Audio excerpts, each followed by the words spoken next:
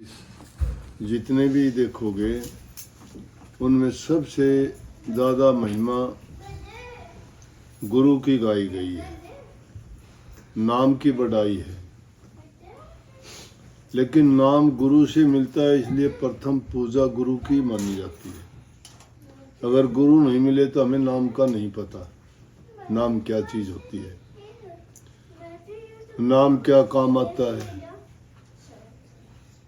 इसलिए जहाँ कहीं भी देखोगे, जिस किसी भी महापुरुष की वाणी को सुनोगे, वैसे भी दुनियादारी में अगर देखोगे तो गुरु के बिना तो कोई भी काम आदमी अपने आप न जानता है, न समझ सकता है, न कर सकता है। तो वाणी में कही गई कि सतगुरु तेरी क्या क्या बढ़ाई करो। लेकिन आजकल तो गुरुडम हो गया ना। गुरुडम का मतलब क्या है? नाम के गुरु हो गए, करनी करते नहीं हैं।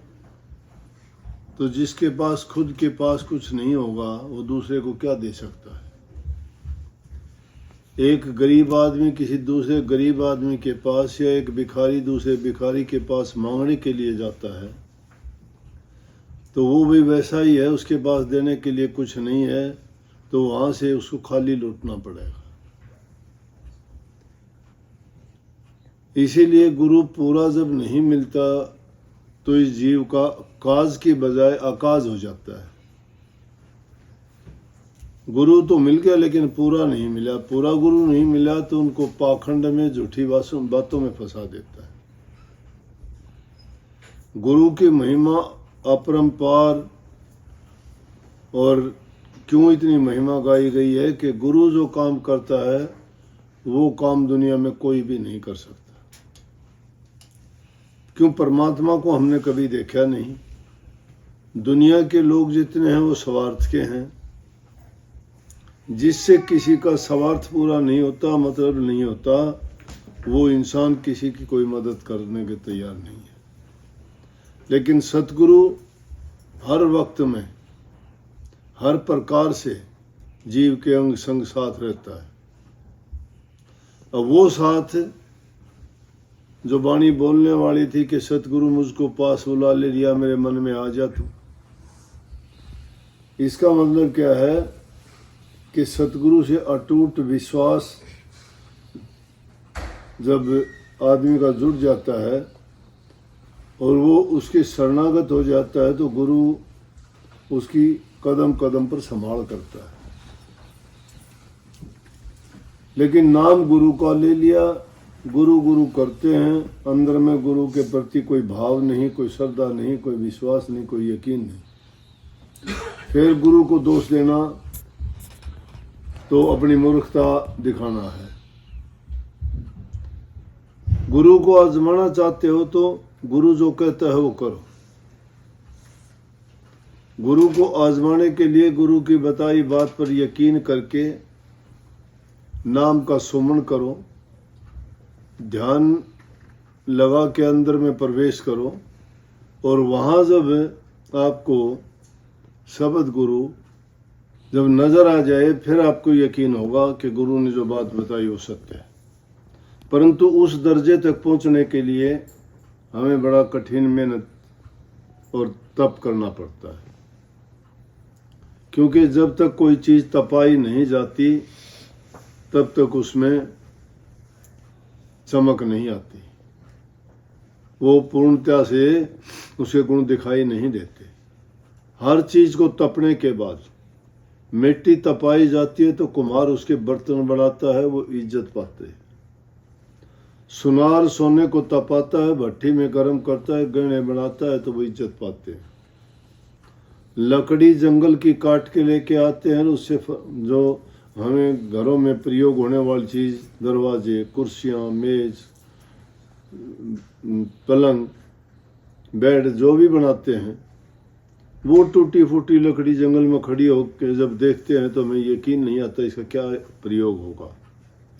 लेकिन जब वो मिस्त्री के हाथ लगी, उसने उसको काटा, संवारा, उसकी बहुत सुंदर चीज़ें बना दी, तो वो उसके बाद में इज्जत और मान पाता है।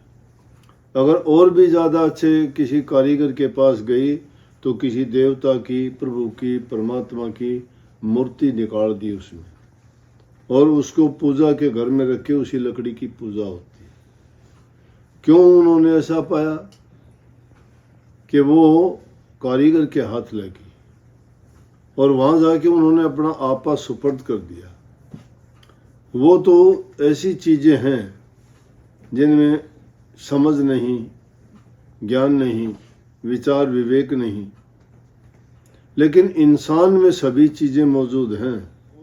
अपने से ज्यादा समझवान, ज्ञानवान, बुद्धिमान जो तुम्हारा रास्ता मार्गदर्शक, पथ प्रदर्शक और कदम कदम पर चेतावनी दे के तुम्हें बुराइयों से बचा के सच्चाई के रास्ते पर ले जाना चाहता है, उस पर अगर तुम यकीन करो और अपना आपा उनको उन चीज़ों की तरह सौंप दो जो पहले बताई, और उनके साथ सच्ची प्रीत लगाओ, तो उस चीज का परिणाम बाद में ही पता लगता है कि कितना लाभ है। आप सभी जानते हो, यहाँ एक वो लड़की है अच्छी सत्संगी, उसका ऐसे हालात हो गए यहाँ पे एक बार कि उसके पास कुछ नहीं था। संदेशा गया उसका, सुबह सुबह आज आई थी, वो बताने लगी कि मेरे पास कुछ नहीं है, घर भी नहीं है, रोटी भी नहीं है खाने के लिए, किराया नहीं है देने के लिए, कोई भी तैयार नहीं मेरी मदद करने के लिए। दूसरा देश है, मैं क्या करूं, कहाँ जाऊं? मैं कोई बात नहीं, मैं तेरी मदद करता हूं, बता। उसने मुझे कोई काम कहा, मैंने वो काम वहां से कर दिया। आज वो आई थी, मैं बोला चिंता ना कर, तुम अगर सच्चे होके चलोगे तो परमात्मा तुम्हारे साथ खड़ा है। आज वो कहती थी मैं अकेली नहीं, मैं तो 5 आदमियों को, औरों को काम देती है बस। ऐसा आशीर्वाद आपने दिया था कि मेरा अकेली का नहीं, लेकिन उसका देखो कि बुरे हालात में होते हुए भी एक आदमी उसके पास आता है, बोला कि एक टाइम में जाके गुरुद्वारे में रोटी खाता हूँ।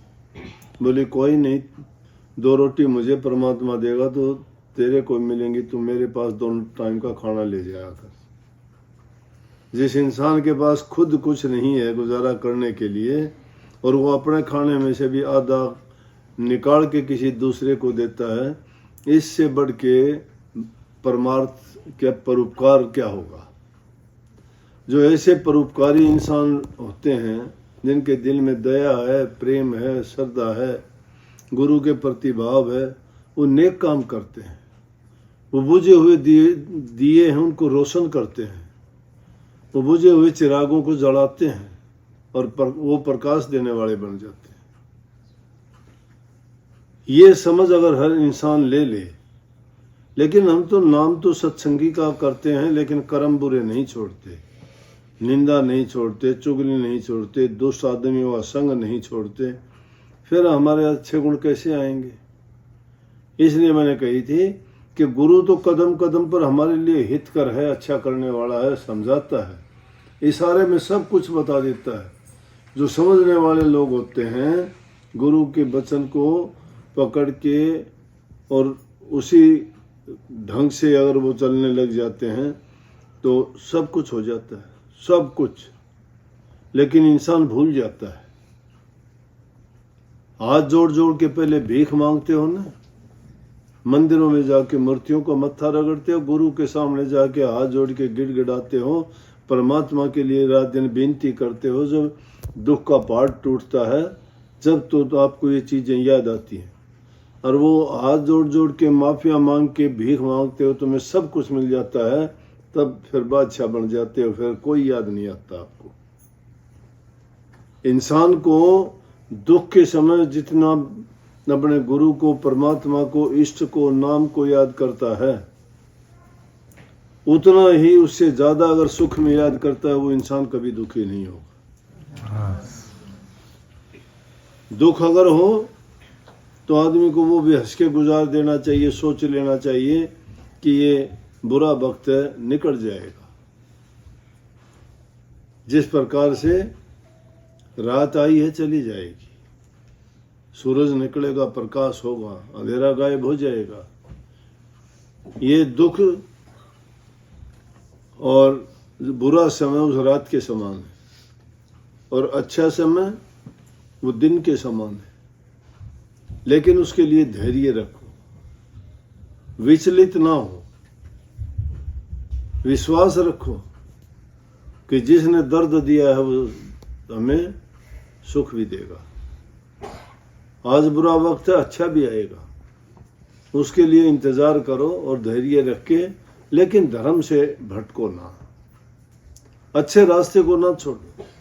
कितने लोगों को लेके आते हैं मेरे पास, कहते हैं जी इसने शराब पीनी शुरू कर दी।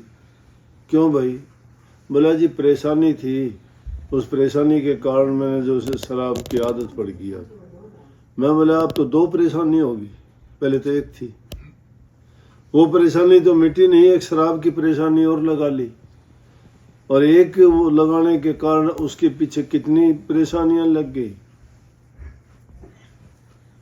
तो ये भटकाव है। ऐसे समय में इंसान को सतर्क रहना चाहिए, विवेक और विचार करना चाहिए, अपनी बुद्धि से काम लेके सही रास्ते को ना छोड़े, और संयम से जो काम लेता है तो सब सही हो जाता है।